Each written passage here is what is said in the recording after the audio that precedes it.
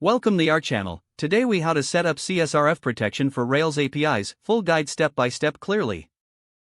Start by understanding what CSRF, or cross-site request forgery, is.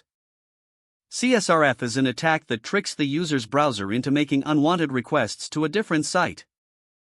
In Rails, CSRF protection is automatically enabled for web requests, but it requires configuration for APIs. Begin by creating a new Rails API application if you don't have one. Use the command Rails new my_API to generate a new API-only app. Next, open the config/application.rb file. Locate the class application Rails application line. Add the line config.action_controller.default_protect_from_forgery equals true. This enables CSRF protection for your API. Now, move to the controller where you need CSRF protection. Open or create a controller that will handle incoming requests.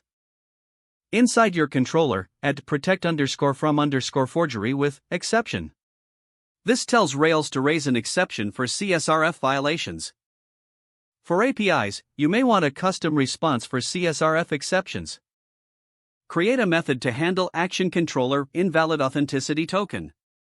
Define this method under your controller. You can render a JSON response with an appropriate error message. Specify the HTTP status code according to your needs. Now, ensure your API client sends the CSRF token with requests.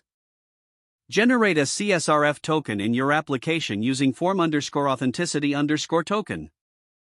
This function will provide a unique token for each session.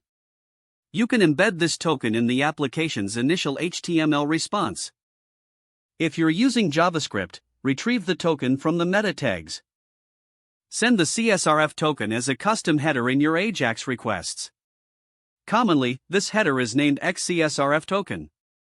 Verify the token in your controller for each incoming request.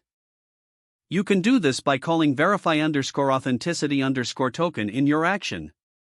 Test the implementation with a valid token to ensure it's accepted.